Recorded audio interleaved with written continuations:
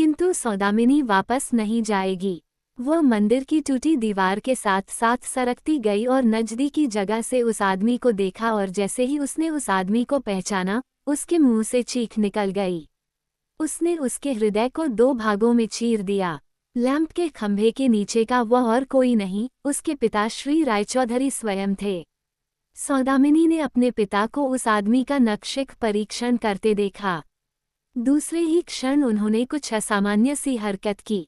Blanket जो वे उड़े हुए थे, उससे उस आदमी को ढक दिया और उसे अपने हाथों में उठाकर तेज तेज इस तरह चलने लगे मानो वे 60 वसंतों को पार करने वाले वृद्ध नहीं बल्कि कोई युवक हों।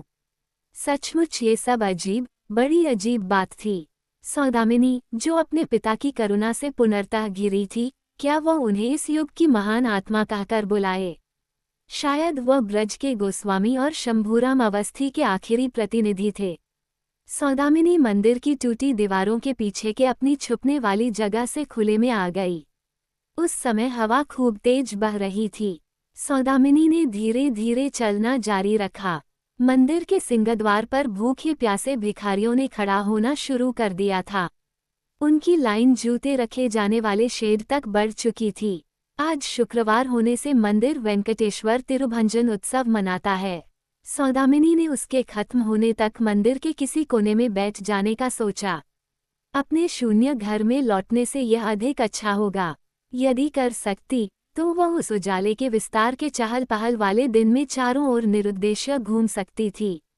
उसने अपने को मुक्त पाया, हर प्रतिबंध से मुक्त, अपने अस्तित्व की वह स्वामिनी थी। अपने से थोड़ी दूरी पर सौदामिनी ने किशोरों का एक झुंड देखा जो ब्रह्मचर्य पालन की पहल कर रहे थे। उनके कंधों से भिक्षुक की झोली लटक रही थी। सूर्य के सामने नतमस्तक उसी की प्रशंसा के मंत्रोच्चारण कर रहे थे। सौदामिनी ने उन्हें आसानी से पहचान लिया। वे सब उत्तरकाशी के स्वामी ब्रह्मानंद की नई संस्कृत पाठशाला के छात्र थे। अभी कल की ही बात है जब मथुरा के धार्मिक सम्मेलन में इन सबको, जिन्होंने संस्कृत को मातृभाषा कहने का साहस किया, प्रत्यक्ष रूप से लोगों के सामने लथाड़ा था। उन्हें विश्वास है कि ब्रज में अभी भी संस्कृत एक जीवित भाषा है। ब्रह्मानंद स्वामी के छात्रों के कंधों से भिक्षा झोली लटक रही है। यह कोई आश्चर्य की बात नहीं थी, क्योंकि यह प्रचलन था। ब्रज के धर्मतंत्र कॉलेज के विद्यार्थी भी अपनी आजीविका भिक्षा मांगने के द्वारा ही कमाते थे। कुछ सिक्के कमाने के लिए रामचरितमानस एवं केशवदास की रामचंद्रिका के 2 पदों वाले दोहों का पाठ करते थे। उनमें से कुछ वासुदेव के ब्रह्म संदेश, रामतत्व, भास्कर माधुर्य और केलिकंद्विनी के भी पदों का पाठ करते थे। नवागत यात्रियों के लिए यह अनुभव सर्वथा नवीन था। वे वाचकों की थैलियां फूलों और सिक्कों से भर देते थे।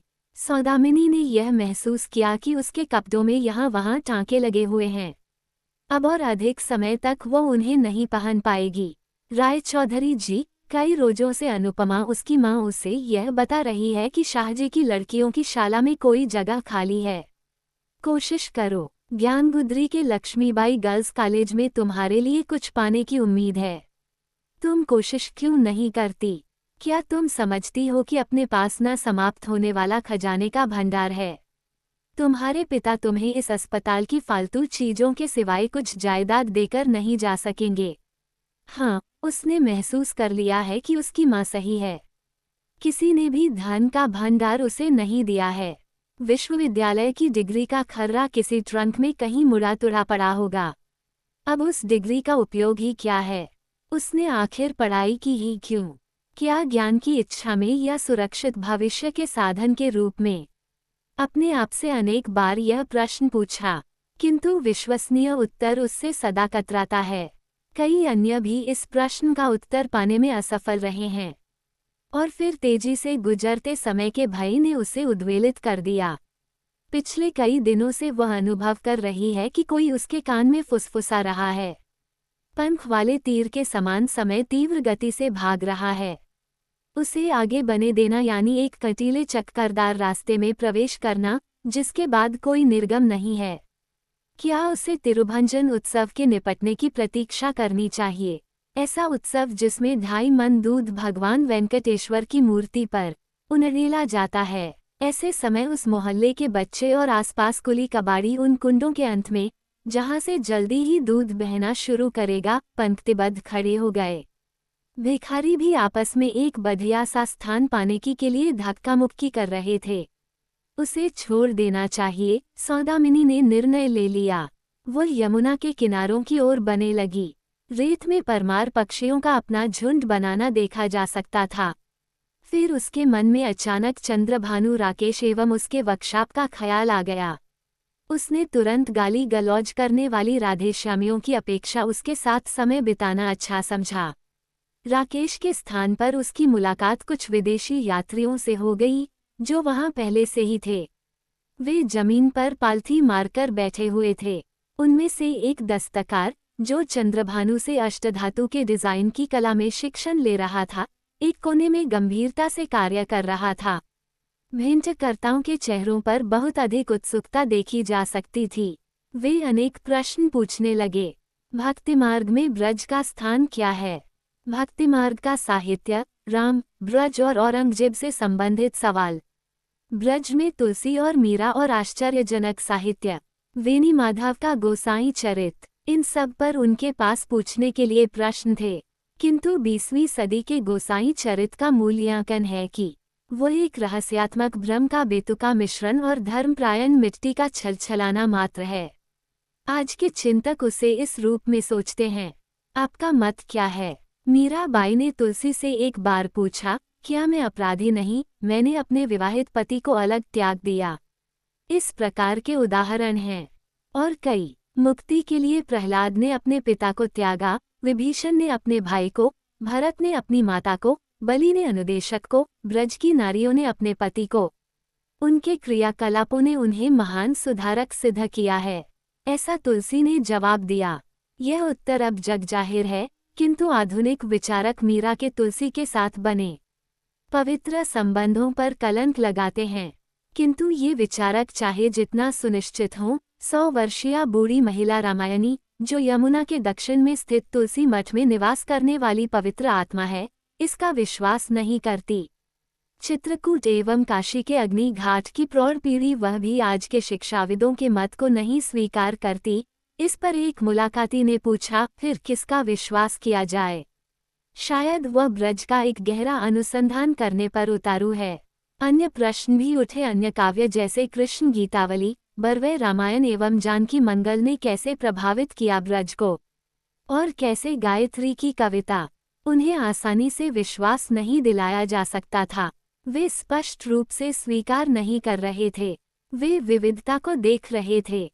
और प्रश्न पूछे गए, ईस्ट इंडिया कंपनी के दिनों में ब्रज पर कैसा गुजारा था, और इसके पहले अकबर के दिनों में, और राजाओं, करौली, अयोध्या, धूर, टिहरी और इसी के समान अन्य के जमींदारों का क्या योगदान रहा है, और कासिम बाजार, अहल्याबाई सीकरी, बोनो बाबरी, शाहजी और आश्रम, जो दागबी दासी कहलाती थी, के बारे में इतिहास क्या कहता है।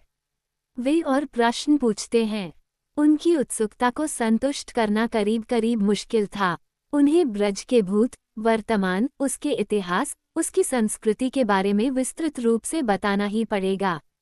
और उन्होंने फिर से पूछा, उन धार्मिक प्रवृत्ति वाली वेश्याओं, 200 साल पहले जिन्होंने मंदिर और मठ ब्रज में बनवाए थे, के बारे में कौन से विवरण हैं? वे उन्हें भूत की विस्मृति से सुरक्षित रखना चाहते हैं। अतः खत्म न होने वाले प्रश्न लगातार वे पूछते रहे। फिर उन्होंने राकेश से जोरदार विदाई की और पीपा पुल की दिशा में चल पड़े। उनमें से अधिकांश नंगे पांव थे, लंबे अव्यवस्थित बाल, उनका रंग पीला था। कुकुरमुत्ते के समान कंधों पर पुस्तकों एवं कपड़ों की झोली लटकाए हुए थे। वे भूखे दिखाई दे रहे थे। जैसे ही वे गए, सौदामिनी पास गई और राकेश के पास खड़ी हो गई। उसने कहा, प्रिय, स्वागत है। मैंने तुम्हें दूर से कदम वृक्ष के नीचे बैठे देख लिया था। तुम्हारे यहाँ आने के पहले एक सुंदर सा मोर अपने पंख फैलाए था। फिर थोड़ा रुककर राकेश ने कहा, जब अपने कंठ में चमेली का हार पहने भिन्न भिन्न मंदिर और देवालय देखने जाती हो, तो बहुत अधिक पवित्र युवती सी, जैसी कि तुम वास्तव में हो, दिखाई देती हो। सौदामिनी शर्माती हुई बोली, धन्यवाद। किसी कलाकार के द्वारा इस तरह प्रशंसित होना भी बहुत मुश्किल ही है। राकेश ने अपने बालों की लंबी लटों को व्यवस्थित किया। फिर राकेश ने एक राधेश्यामी सहायक से 2 कप चाय परोसने को कहा। एक बूढ़े राधेश्यामी ने ऊपरी मंजिल से नीचे देखा। इसके पहले की भेंट के समय भी सौदामिनी ने उसी महिला को उस कलाकार की देखभाल करते देखा था। सौदामिनी ने चाय का स्वागत किया, क्योंकि उसने सवेरे से कुछ भी नहीं लिया था। राकेश ने अपने आप को एक नए चित्र बनाने के लिए वस्तुओं को व्यवस्थित करने में मग्न कर दिया। जब वह ये कर रहा था, उसने सौदामिनी से पूछा, तुम ब्रज में कितने दिन तक रहने की सोच रही हो? सौदामिनी के पास कोई उत्तर नहीं था। वह क्या कह सकती थी? उसके सामने कोई लक्ष्य नहीं था। वह केवल डोल रही थी। कोई उत्तर मुश्किल से ही संभव था। उस कलाकार ने बड़ी आलोचनात्मक ढंग से उसके चेहरे की प्रतिक्रियाओं को पढ़ने की कोशिश की। फिर कुछ मिनट चुप रहा। ऐसा लगता था कि उसकी सच्चाई छुपाने की चुप्पी के तले दोनों ही एक दूसरे को खोजने और समझने की चेष्टा कर रहे थे। तुम एक पढ़ी लिखी लड़की हो। यदि तुम चाहती हो तो शाहजी के स्कूल में शिक्षिका पद के लिए खोज कर सकती हो। निश्चित रूप से यह ब्रज में तुम्हारे स्थायी रूप से निवास पर निर्भर करता है। इस बार भी सौदामिनी ने कुछ नहीं कहा। राधेश्यामी ने उसके लिए चाय ला दी। वह अष्टधातु प्रशिक्षणार्थी कारीगर भी उसके साथ हो लिया। उसने राधिका की मूर्ति तराशने का अपना काम उस समय छोड़ दिया। आखिरकार इन दिनों प्रतिदिन तुमने 2 जून का खाना पा लिया है? सौदामिनी ने चंद्रभानु से अचानक पूछा। राकेश मुस्कुराया और कहा, तुम जानती हो, दुख हर युग में कलाकार के लिए पर्याप्त है।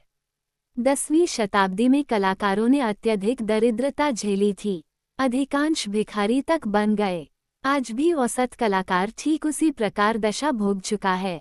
तुम इन दिनों महमूद वगैरह जैसे आश्रयदाता को नहीं पा सकती।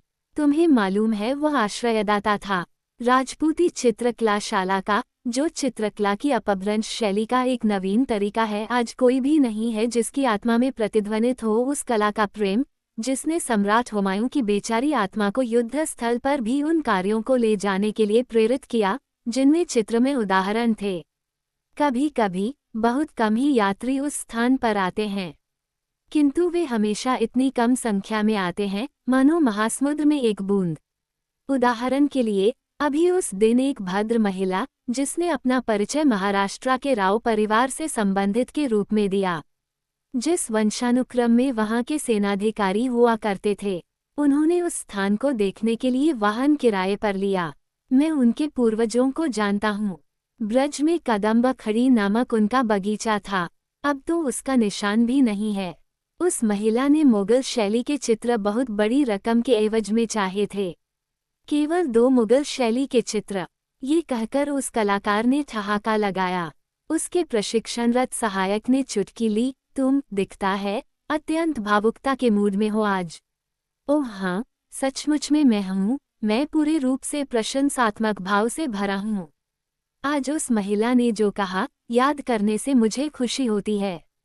उसने कहा, मुझे और मेरी कला के बारे में वह सब कुछ जानती है, और ऐसे उद्गार भी व्यक्त किए कि मैं मुगल शैली की चित्रकला का अंतिम जीवित चित्रकार हूँ। किंतु वे ईश्वरी प्रसाद के बारे में कुछ नहीं जानती थी। बड़े खेद की बात है। और फिर एक कलाकार कुछ दिन पहले यहाँ आया और ब्रज के मध्य में घोषणा की, यदि आप मुगल शैली की चित्रकारी के अंतिम प्रतिनिधि को देखना चाहते हो तो काशी की अंधेरी गली में जाओ, जहाँ आप एक क्षीणकाय बूढ़े व्यक्ति के केवल हड्डी एवं चमड़ी के ढांचों को पाओगे।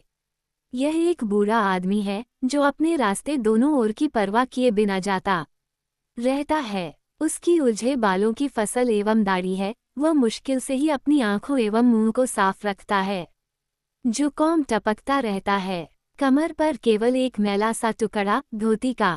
कभी कभी कैनवास के जूते पहनता है, पर नंगे पांव ही चलता है अक्सर। किंतु वह अविलंब पहचाना जाता है, और तुम भी पहचान सकते हो।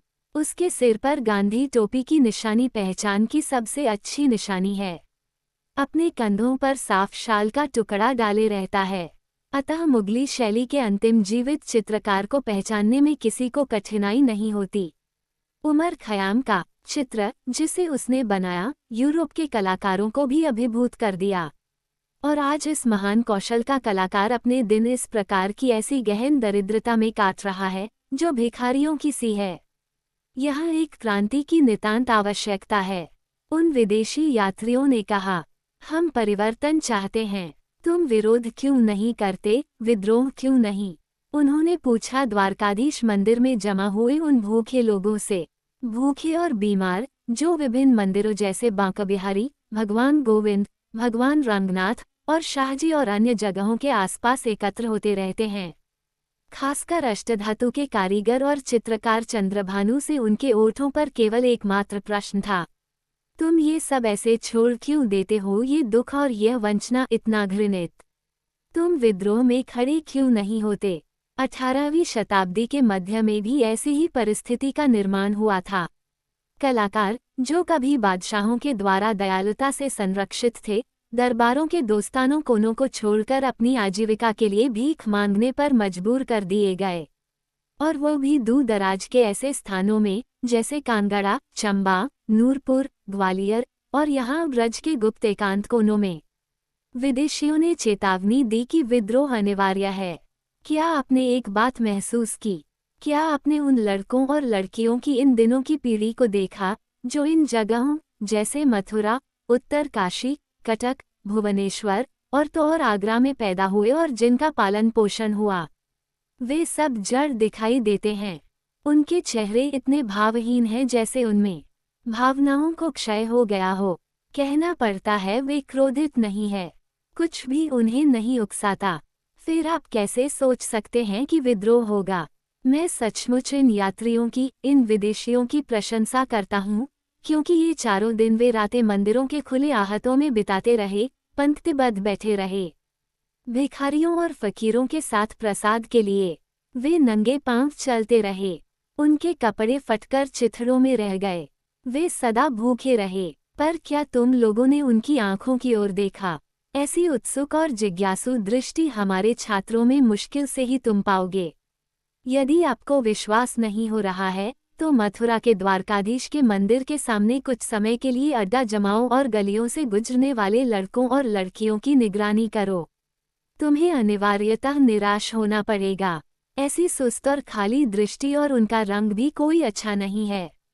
उनकी त्वचा का रंग भी उतना ही बुझा हुआ है जितना खजूर के सूखे पत्तों का। और ये लोग क्रांति शुरू करेंगे, इनके साथ मुझे कतई धैर्य नहीं है। पिछले साल अपनी आजीविका की खोज में तंजौर से भुवनेश्वर आ रहे सैकड़ों लड़के लड़कियों से मैं मिला। मैंने उनकी आंखों में झांका और खालीपन के अलावा कुछ नहीं देखा। एक नीरस दृष्टि उन सब ने मेरी ओर फेंकी। ऐसा लगा वे सब किसी रचना, कोई विचार या कोई चीज के लिए सर्वथा अनुपयुक्त हैं। केवल एक अपवाद है, वो कटक में है। वहां मैं 2 आदमियों से मिला। उनकी आंखों में अपवादात्मक दृष्टि विद्यमान थी, किंतु दोनों बेकार युवक मात्र थे। हताशा से भरे किसी नौकरी की तलाश में लापरवाही से चक्कर काटते रहते थे और दिन में निरुद्देश्य घूमा करते थे। भूख मानो उनकी अंतड़ियों को फोड़े दे रही थी। फिर ऐसे युवकों में उत्सुकता की दृष्टि किस काम की? ये तो मात्र बेकार का आभूषण मात्र है, जैसे बंदर के गले में सोने का हार। जैसे ही इन विचारों को चंद्रभानु ने व्यक्त किया, लगने लगा वह मानो भावना से उत्प्रोत हो गया। अंत में उसने जोरदार ठहाका लगाया, लगा इस राधा की पीटकर बनाई गई वह मूर्ति, जिसे उस अष्टधातु कला सीखने वाले ने उकेरा था, पास ही के कोने में हिलकर रह गई। पीपे के पुल के खंभे सुबह के चमकीले सूर्य के प्रकाश में चमक रहे थे, जैसे यमुना की रेत में बड़ा सा तोप पड़ा हुआ हो। वो अष्टधातु कारीगर अपने मालिक का चेहरा देखने लगा और शर्माते हुए कहने लगा, लंबे समय के बाद जाकर आज आप तरोताज़ा दिखाई दे रहे हो। किंतु वह महिला शायद आपसे कुछ पूछना चाहती थी। आपने उन्हें जरा सा भी मौका नहीं दिया। आप तो अपने ही विचार में खो गए। चंद्रभानु ने सौदामिनी से कहा, हाँ, सुबह आज मैंने तुम्हें कदम के नीचे बैठे देखा तो समझ गया कि निश्चित रूप से तुम्हें मुझसे कुछ पूछना है। उस कारीगर ने इस बीच अपना सामान एवं औजार एकत्रित कर लिया, एक थैली में उन्हें रख दिया और चला गया। बूढ़ा राधेश्यामी भी आया और उनके चाय के बर्तनों को हटाने लगा। चंद्रभानु ने आगे कहा, वे कहते हैं कि तुम्हारे पिता ने पूरे ब्रज के दिल और दिमाग को जीत लिया है। एक दिन तुम चाहती तो उनका स्थान ले सकती हो। क्या तुमने इस पर कभी विचार किया है? इस संक्रमण के समय ब्रज में आपके पिता के समान व्यक्तियों की बड़ी आवश्यकता है। उदार बनो, छोटी छोटी सोच को त्याग दो और अपने पिता के अस्पताल को लेने को तैयार हो जाओ। सौदामिनी के लिए चंद्रभानु की यह सलाह सर्वथा अनपेक्षित थी। घायल सा उसके चेहरे ने अपना पूरा रंग खो दिया। वह अपने को बुरी तरह निराश महसूस करने लगी। उसने कहा, यदि ऐसी महानता मैंने अर्जित की होती तो मैं अपने को भाग्यशाली समझती, क्योंकि ऐसी परिस्थिति में सारी यातनाएं और अपमान एवं मानसिक बेचैनी मेरे हृदय की गहराइयों में बेहद यंत्रणा देती हैं। विश्वास करो, मैं अभी भी हाड़ मांस की मात्र औरत ही हूँ। सांसारिक आवेशों और इच्छाओं से धूसरित हो गई हूँ। इसके बाद भी मैं किसी प्रकार व्यवहार परिवर्तन दूर दूर तक नहीं देख रही हूँ। मुझमें महान कार्य करने का आत्मविश्वास है ही नहीं। बचपन से ही एक खास किस्म की खिन्नता मेरा पीछा कर रही है। मेरे अस्तित्व का एक भाग बनकर, मानो मेरे अस्तित्व का अभिन्न श्वास हो, मेरी आशाओं और भयों में, मेरे सुखों और दुखों में। केवल 1 साल के छोटे से अरसे में मैं इससे राहत ले पाई हूँ, और वह 1 साल मेरे मन के अंतर्ग भाग में आज भी झकाझक चमकता है। केवल उस वर्ष के दरमियान मेरी आत्मा स्वयं उसकी मालिक रही और आज मैं मंदिर मंदिर भटक रही हूँ, केवल अपने उस भाग्यवान जीवन के अमूल्य कुछ दिन वापस पाने के लिए। दिन गुजरते जा रहे हैं और मेरा शरीर और आत्मा शुष्क एवं बदरंग होती जा रही हैं, जैसे मेरे पुराने वस्त्र। सौदामिनी बोलती रही, एक समय था जब मैं एक जगह से दूसरी जगह भटकते रहना पसंद करती थी। मुझे ऐसा लगता है मानो मैं कई युगों को पार कर चुकी हूँ और वहाँ आ पहुँची हूँ, जो पुनर्ता मेरा जाना पहचाना नहीं है। हर चीज़ बदल गई है अब। यहाँ अब ऐसा कोई भावुकता से भरा तार मेरे हृदय में नहीं है। समय था जब मैं अपने सिर के ऊपर आसमान को देखने का साहस नहीं करती थी। किसी और को ऐसा अनुभव कहाँ हुआ है कि जो उसे इतना डरा दे कि वह आसमान को भी देखने का साहस न जुटा सके। आप एक कलाकार हैं महाशय, आप भावना को समझने के काबिल हैं। आप मेरी स्थिति की प्रशंसा करेंगे। उत्साह की लहरें और लालसा आज भी मेरे दिमाग को अस्त व्यस्त कर देती हैं। वे लेश मात्र भी कम नहीं हुई। कुछ दिन पहले मैंने एक युवा जोड़े को देखा, स्वास्थ्य एवं शक्ति से भरे हुए, घुमावदार रास्ते के किनारे वाले पेड़ के नीचे लेटे हुए। मेरे लिए उन्होंने युवावस्था की सुगंध फैला दी, इच्छा एवं जीवन की भी। यमुना के पानी से भी दुर्लभ सुगंध रिसने लगी। कसाई की दुकान के ताज़ा मांस की गंध नहीं ऐसा नहीं था। कुछ अपनी सांस से अपने आप को बचा जाने की स्थिति की वो मधुर इंद्रियगत सुख की खुशबू भरी सी नदी पास में बह रही है और आनंदित जोड़ी एक बड़े पेड़ की छाया में पिघलती जा रही है। इस दृश्य ने मुझे पुनर्ता सुलगा दिया। मैंने अपने पर नियंत्रण पुनर्ता खो दिया। रेत पर पागल की तरह मैं लौटने लगी। मेरे वस्त्र अव्यवस्थित हो गए। मैंने रेत के कणों की अपने मांस में चुभने की अनुभूति की। मुझे पूरा विश्वास है कि मेरी दशा की आप प्रशंसा करोगे। इन उद्धत घंटों में भी मेरे दिमाग में ढेर सारे शब्द तारों से झिलमिलाते मेरे पास थे, फ्रेम में मर लेने योग्य। अपने विचारों को व्यक्त करती सौदामिनी चुकी सी लग रही थी। उसने कलाकार की आंखों में देखा।